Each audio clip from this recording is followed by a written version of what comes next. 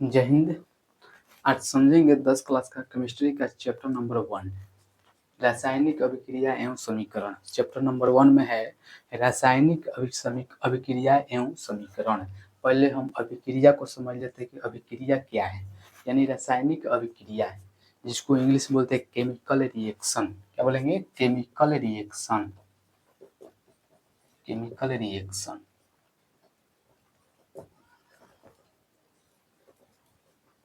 Reaction ठीक, इसी को बोलते हैं रासायनिक, हिंदी में बोलेंगे रासायनिक अभिक्रिया। रासायनिक अभिक्रिया अभिक्रिया इसका परिभाषा क्या है कि जब कोई पदार्थ अकेले या अन्य किसी पदार्थ के साथ, जब कोई पदार्थ अन्य किसी पदार्थ अकेले या अन्य किसी अन्य पदार्थों के साथ क्रिया करके नए पदार्थ का निर्माण करता है, उसे हम रासायनिक अभिक्रिया कहते हैं। और नए पदार्थों का गुण मूल पदार्थों के गुण से बिल्कुल भिन्न होता है। क्या होता है? बिल्कुल भिन्न हो गया। यानी दोनों मूल पदार्थ, मूल का मतलब जिससे वह बना है अभिक्रिया करके, उसका नए पदार्थ का गुण होगा मूल पदार्थों के गुण से बिल्कुल भिन्न होगा। जैसे हम H2O plus O2, H2 plus O2 मिलेगा, क्या हो जाएगा? H2O। क्या हो जाएगा? H2O। अब इसमें हाइड्रोजन को देखेंगे तो हाइड्रोजन का जो गुण है ये खुद जलने का काम करता है। क्या करता है? जलने का काम करता है। लेकिन ऑक्सीजन का जो काम है ये जलाने का काम होता है। यानी कहीं भी अगर आग लग रहा है तो आग लगने में कौन मदद करेगा? ऑक्सीजन। क्या करेगा? ऑक्सीजन। यानी हाइड्रोजन खुद जलता है, ऑक्सीजन क्या करता है? जलाने के में मदद करता है। कौन? ऑक्सीजन। और जब ये दोनों को रिएक्शन करा देते हैं तो क्या होता है? H2 यानी जल बन जाता है। क्या होता है? जल। ये जल जो है आग को बुझाने में काम होता है। इसका मतलब जो है, इसका जो देख मूल पदार्थों के गुण से इसका जो गुण है भिन्न है कि नहीं भिन्न है?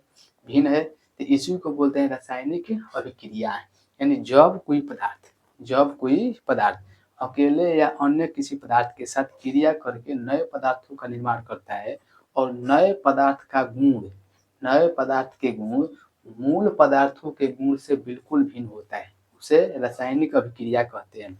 अब बात आता है कि रासायनिक अभिक्रिया में भाग क्या लेता है, ताकि कौन सा ऐसा है कि रिएक्शन करने का काम, यानी होता है ना कोई रिएक्शन करने वाला, तो रिएक्शन का काम कौन करेगा? मीडिएटर का। यानी रिएक्शन कौन करेगा? तो आयन। यानी रासायनिक क्वेश्चन पूछ लेता है कि रासायनिक अभिक्रिया में भाग लेता है, तो रासायनिक अभिक्रिया में भाग लेने का काम कौन करेगा? आयन। क्या करेगा? आयन। तो आयन क्या है ये? तो आयन की परिभाषा क्या है? तो तत्वों में उपस्थित आवेश की मात्रा को आयन कहते हैं। क्या कहते हैं?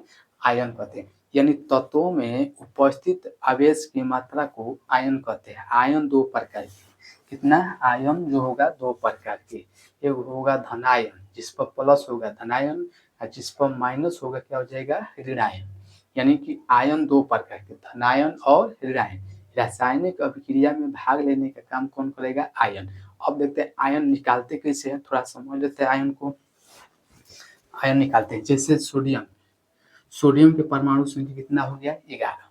इसको अगर हम इलेक्ट्रॉनिक विन्यास लिखेंगे तो क्या हो जाएगा? 2 8 1। कितना हो जाएगा? 2 8 1 ये हो जाएगा। यानी यहाँ पर जो अंतिम कक्षा में बचा है इसको ही बोलते हैं संयोजकता। क्या बोल सकते हैं? संयोजकता। यही जो होगा क्या करेगा? रिएक्शन में भाग लेने काम करेगा। जैसे इसके पास एक है तो ये क्या करेगा? दान दे देगा। क्या करेगा? दान देने। जैसे समझिए कोई भी तत्व जो है कोई भी तत्व अपने अंतिम कक्षा में 8 इलेक्ट्रॉन रखना चाहता है। कोई भी तत्व अपने अंतिम कक्षा में कितना रखना चाहता है? 8 इलेक्ट्रॉन रखना चाहता है। तो अब यहाँ पे एक है तो 8 नहीं होगा तो क्या कर देगा? दे देगा। नहीं, देखिए समझिए कैसे। जैसे किसी लड़का के पास इसका कहना है कि हम 8 रुपया लेंगे। क्या लेंगे? 8 रुपया लेंगे। अब ये 8 रुपया लेने के बजाय अब इसको अगर हम 1 रुपया देंगे तो ये क्या कर देगा? फेंक देगा। दे देगा कि 1 रुपया क्या होगा? यानी 1 रुपया इसको जरूरत नहीं, कितना जरूरत है? 8 रुपया। अगर हम यहाँ पे इसको हम 7 रुपया दे देंगे तो ये कहीं ना कहीं 1 रुपया जुगाड़ कर लेगा, अपना 8 रुपया पूरा कर लेगा। मतलब कहने का ये है, मतलब है ये है कि यानी कि धातु जो होगा, यानी कि यहाँ पर एक है तो 8 यानी कि चाहिए, तो इसको 8 जुगाड़ करने के लिए कितना चाहिए 7, यानी अंतिम कक्षा में 8 इलेक्ट्रॉन रखने के लिए इसको कितने इलेक्ट्रॉन की जरूरत है, तो 7 इलेक्ट्रॉन की जरूरत है। तो इससे अच्छा है कि ये इलेक्ट्रॉन को क्या कर देगा, त्याग कर देगा। क्या कर देगा, त्याग। तो हम जो त्याग करेगा इसी को हम बोलेंगे आयन। तो धातु में जैसे देखेंगे, तो यदि अंतिम इलेक्ट्रॉन के यानी किसी तत्व के अंतिम कक्षा में तत्व के यदि किसी तत्व के अंतिम कक्षा में इलेक्ट्रॉन की संख्या 1 2 3 रहे, 1 2 3, तो वो कहलाएगा धातु। क्या कहलाएगा, धातु। अब आएगा मान लो 5 6 7 8, ये क्या कहलाएगा, अधातु। इससे अधिक भी हो सकता है, अधिक रहेगा, माने 5 से शुरू होना चाहिए, 4 से अधिक तो क्या कहलाएगा, अधातु। और जब 4 रहेगा तो क्या कहलाएगा, उपधातु। क्या कहलाएगा, उपधातु। उपधातु का मतलब क्या होगा, कुछ धातु के भी गुण पाया जाएगा और कुछ अधातु के, यानी कि धातु जैसे पूर्ण चालक होगा, अधातु अचालक होता है, यानी चालकीय नहीं होता है, तो ये क्या होता है, अर्धचालक। क्या हो जाएगा, अर्धचालक हो जाएगा। तो इसमें देखिए यहाँ पर जो त्याग करेगा या ग्रहण करेगा उसी को हम बोलते हैं आयन। तो इसको हम देखते हैं कितना जो है दान दे रहा है, तो एक दान दे रहा है, कितना, एक त्याग देना है। तो त्यागने की क्षमता सोडियम के पास कितना है, एक। तो इस पर हो जाएगा, जब एक होगा तो क्या लेंगे, प्लस। जब देने का काम करेगा तो क्या कहलाएगा, प्लस। प्लस को हम बोलेंगे धन आयन। क्या होगा, धन आयन। इसका मतलब सोडियम पर यानी धातु पर क्या होता है, धन आयन। अब यहाँ पर अगर हम क्लोरीन को देख लेते हैं, क्या होगा, क्लोरीन। क्लोरीन, तो क्लोरीन का परमाणु संख्या कितना होता है, 17। अगर इसका इलेक्ट्रॉन विन्यास देंगे तो कितना हो जाएगा, 2 8 1, कितना हो जाएगा, सॉरी 2 8 7, कितना हो जाएगा, 2 8 7, यानी क्लोरीन का कितना हो जाएगा, 2 8 7। अब यहाँ पर देखिए अंतिम कक्षा में 7 इलेक्ट्रॉन है, इसकी जो है 8 पूरा करने के लिए कितने इलेक्ट्रॉन की आवश्यकता है, तो 1 इलेक्ट्रॉन की आवश्यकता है। क्लोरीन को अपने 8 इलेक्ट्रॉन पूरा करने के लिए कितनी आवश्यकता है, 1 है। इसलिए हम कह सकते हैं कि अब बताइए, यहाँ पर 7 है, अब ले लेगा आराम से, 8 पूरा करने के लिए कहीं ना कहीं से क्या कर लेगा, ग्रहण कर लेगा, तो इसके पास 8 हो जाएगा, इसलिए ग्रहण करने का काम करेगा। तो इसे हम बोल सकते हैं कैसे हो जाएगा, माइनस। क्या हो जाएगा, माइनस। तो क्लोरीन पर क्या हो जाएगा, माइनस। अब यहाँ पर हम रिएक्शन कराने के साथ देखते हैं कि रिएक्शन देखते हैं रासायनिक हो गया, तो सोडियम हो गया, इधर क्या हो गया, क्लोरीन। तो सोडियम पर धन आयन, क्लोरीन पर ऋण आयन, यानी ध्यान देना है कि रिएक्शन तभी होगा जब एक विपरीत धातु और दूसरा क्या होना चाहिए, अधातु। क्या होना चाहिए, धातु और दूसरा अधातु, ये रिएक्शन कर लेगा। जैसे यानी कि सजातीय आवेश में कभी भी रिएक्शन नहीं होगा, यानी कह देंगे धातु इधर भी रखेंगे इधर भी धातु, तो क्या रिएक्शन होगा, तो रिएक्शन नहीं होगा। एक धातु तो दूसरा क्या होना चाहिए, अधातु। अब देखते हैं ई अपना जो आयन है इसको दे देगा, ई आयन इसको दे देगा, यानी कि सोडियम के पास एक आ गया तो एक लिखते नहीं रहेंगे, एक छिपा रहता है इसी तरह, तो NaCl ये भी हो जाएगा, तो क्या हो जाएगा, सोडियम क्लोराइड। क्या हो गया, सोडियम क्लोराइड। ठीक। अब यहाँ कुछ यहाँ पर लिख दिया गया है, जैसे सोडियम यहाँ पे सल्फेट पर कितना है, -2 है। तो अगर ये रिएक्शन कर किया है तो रिएक्शन के 2 अपना आयन इसको दे दिया है, क्या दे दिया, यहाँ पर थोड़ा समझ लेते हैं इसको। जैसे सोडियम, क्या हो गया, सोडियम, सोडियम पर प्लस है, सल्फेट पर कितना हो जाएगा, -2। जब रिएक्शन कराएंगे तो ये 2 आयन इसको दे देगा, ये अपना आयन इसको दे देते, एक तो छिपा इस तरह, तो क्या हो जाएगा, Na2 लगा देंगे, यहाँ पर माइनस नहीं लिखेंगे, ये नहीं कि मैथ के हिसाब से माइनस लिखेंगे, क्या हो जाएगा, माइनस Na2।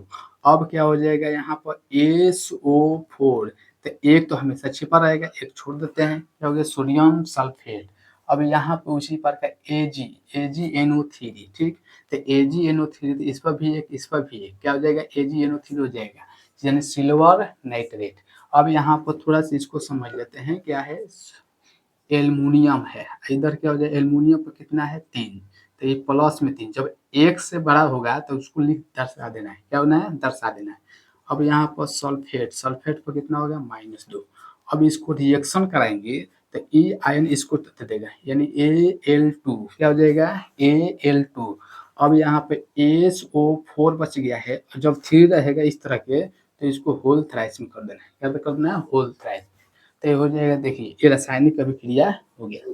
इस तरह से क्वेश्चन पूछेगा रासायनिक अभिक्रिया में क्या भाग लेगा, तो रासायनिक अभिक्रिया में आयन भाग लेता है। क्या लेता है, आयन भाग लेगा। ठीक, रासायनिक अभिक्रिया में आयन भाग लेगा। अब देखते हैं रासायनिक अभिक्रिया की कुछ विशेषताएं देख लेते हैं कि रासायनिक अभिक्रिया की विशेषताएं क्या है। जैसे रासायनिक अभिक्रिया में होगा, पहले गैस की उत्पत्ति होगी। क्या, गैस की उत्पत्ति।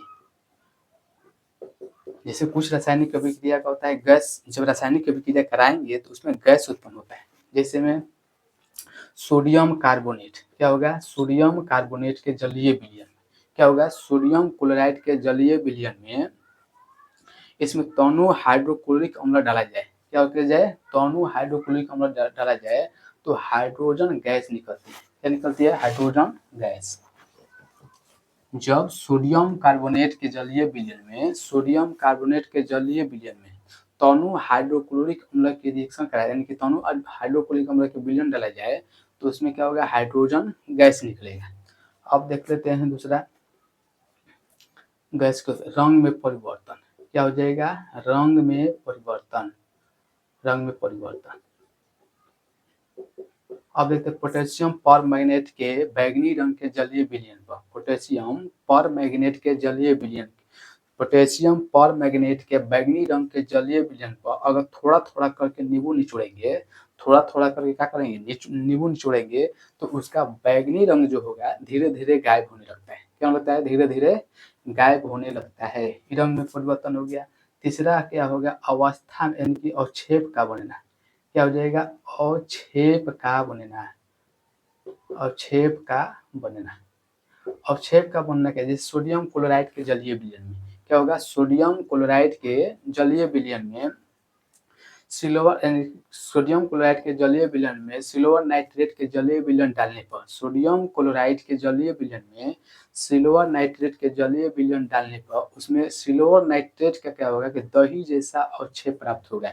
जैसे हम क्या करेंगे, एक प्रखनौली ले लेंगे, प्रखनौली में क्या होगा कि सिल्वर नाइट्रेट यानी सिल्वर किसका, सोडियम क्लोराइड NaCl के जलीय विलयन में सिल्वर नाइट्रेट यानी किसका, AgNO3, सिल्वर नाइट्रेट के जलीय विलयन जैसे ही डालेंगे तो सिल्वर नाइट्रेट का क्या होगा, तो सिल्वर नाइट्रेट का जलीय विलयन, सिल्वर नाइट्रेट का दही जैसा, ऐसा दही जैसा अवक्षेप बनना शुरू हो जाएगा, दही जैसा अवक्षेप बनना शुरू हो जाएगा।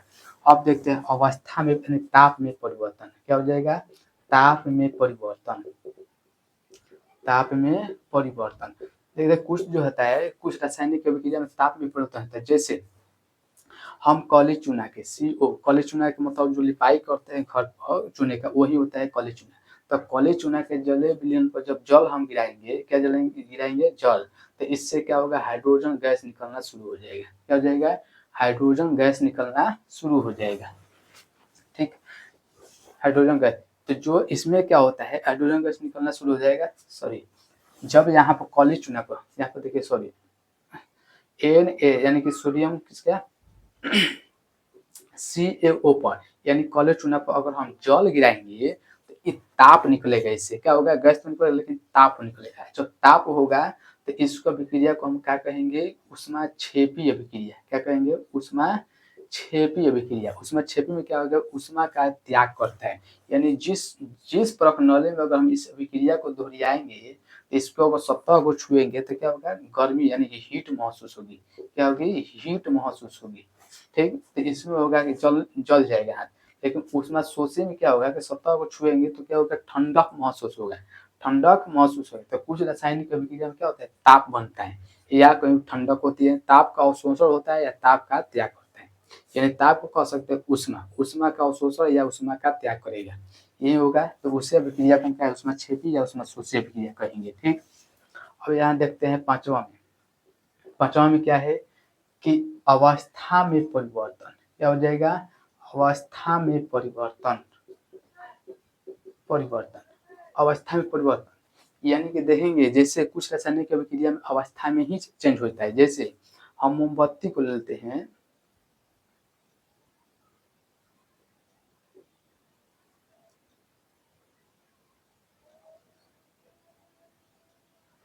ये मोमबत्ती को, अगर हम मोमबत्ती को जलाएंगे तो मोमबत्ती में क्या होगा कि कुछ मोम का कुछ भाग क्या होता है, वाष्प में चला जाएगा। क्या हो जाएगा, वाष्प में चला जाएगा।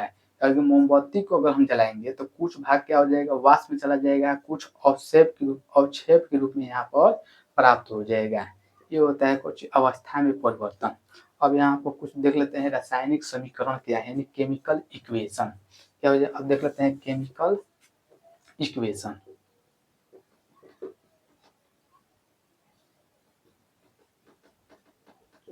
केमिकल इक्वेशन इंग्लिश में बोलते हैं रासायनिक समीकरण। रासायनिक समीकरण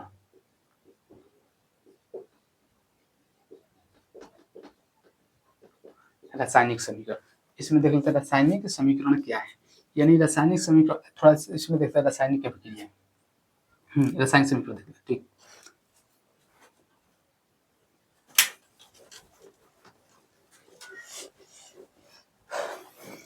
थोड़ा रासायनिक समीकरण को समझने से पहले इसमें देखते हैं रासायनिक अभिक्रिया में, जैसे C+O2 मिलकर क्या हो जाएगा CO2। इसमें अभिकारक और प्रतिफल को समझ लेते हैं कि अभिकारक क्या है, प्रतिफल क्या है। तो रासायनिक अभिक्रिया में भाग लेने जो पदार्थ भाग लेता है उसे हम कहते हैं अभिकारक। अभिकारक का मतलब होता है बनाने वाला। क्या होता है, बनाने वाला। रासायनिक अभिक्रिया में जो भाग लेगा उसे हम क्या कहेंगे, अभिकारक। अभिक्रिया के फलस्वरूप जो बन जाएगा उसे हम बोलेंगे प्रतिफल। क्या हो जाएगा, प्रतिफल। इधर क्या हो जाएगा, अभिकारक। क्या हो जाएगा, अभिकारक। ठीक, जो बनाने का काम करेगा उसे हम क्या कहेंगे, अभिकारक।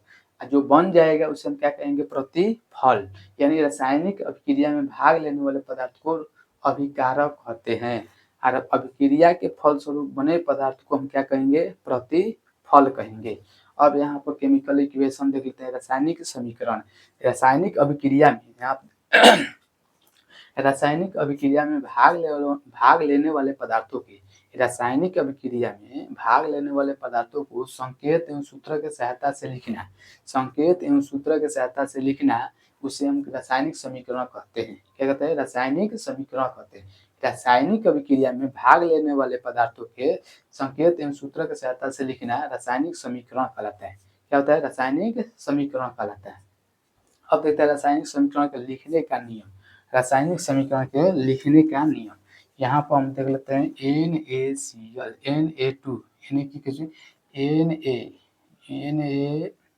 NaCl लेते हैं, हो जाएगा कुछ NaCl। ये हो गया रासायनिक समीकरण। तो लिखने का नियम क्या है, इसको अपने भाषा में पॉइंट बाय पॉइंट लिखेंगे। ठीक है, रासायनिक समीकरण को लिखने का नियम क्या है। पहला पॉइंट में क्या लिखना है कि रासायनिक समीकरण में भाग लेने वाले अभिकारकों यानी अभिकारकों को लिख सकते हैं। रासायनिक अभिक्रिया में अभिकारकों को, रासायनिक अभिक्रिया में भाग लेने वाले अभिकारकों को हम समीकरण के बाईं ओर लिखते हैं। क्या करते हैं, बाईं ओर, यानी अभिकारक को बाईं ओर। अभिकारक दूसरा पॉइंट में क्या लिख सकते हैं कि अभिकारक के बीच धन चिन्ह का प्रयोग किया जाता है। किसका, धन चिन्ह का प्रयोग करते हैं, यानी कि अभिकारक को समीकरण के बाईं ओर लिखा जाता है पहला पॉइंट में। दूसरा पॉइंट में क्या लिख देंगे कि अभिकारक के बीच धन चिन्ह का प्रयोग किया जाता है। ठीक, धन चिन्ह का प्रयोग किया जाता है। तीसरा पॉइंट में क्या लिख देंगे, तीसरा पॉइंट में लिखेंगे कि रासायनिक प्रतिफल को, रासायनिक प्रतिफल को यानी प्रतिफल को समीकरण के दाईं ओर लिखा जाता है। इसकी ओर, दाईं ओर यानी दाहिनी ओर लिखा जाएगा। ये समीकरण के दाईं ओर लिखा जाएगा। अब प्रतिफल के बीच धन चिन्ह का प्रयोग किया जाता है। किसका, प्रतिफल, यानी पांचवा पॉइंट में क्या लिखे, चौथा पॉइंट में कि प्रतिफल के बीच धन चिन्ह का प्रयोग किया जाता है। इस देखिए फिर से, प्रतिफल को हम क्या करेंगे, समीकरण के बाईं ओर लिखेंगे, प्रतिफल को दाईं ओर, अभिकारक को किधर लिखेंगे, बाईं ओर। तो अभिकारक को समीकरण के बाईं ओर लिखेंगे। इस अभिकारक के बीच धन चिन्ह का प्रयोग किया जाएगा। इसका, धन चिन्ह का प्रयोग किया जाएगा। अब प्रतिफल को समीकरण के दाईं ओर लिखेंगे, अब प्रतिफल के बीच क्या होगा, धन चिन्ह का प्रयोग किया जाएगा। पांचवा पॉइंट में क्या लिख देंगे कि अभिकारक, ये क्या हो गया, अभिकारक। अभिकारक, अभिकारक और प्रतिफल के बीच तीर चिन्ह का प्रयोग किया जाता है। किसका, तीर चिन्ह का प्रयोग किया जाएगा। अब आगे देखेंगे संतुलित और असंतुलित रासायनिक समीकरण। क्या हो जाएगा, संतुलित और असंतुलित रासायनिक समीकरण। असंतुलित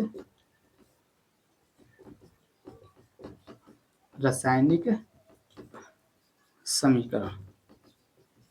इसके बाद में इसको आगे देखेंगे रासायनिक समीकरण के लिखने का ये तो नियम हो गया। रासायनिक समीकरण को लिखने से लाभ क्या है? लाभ को देख लेंगे।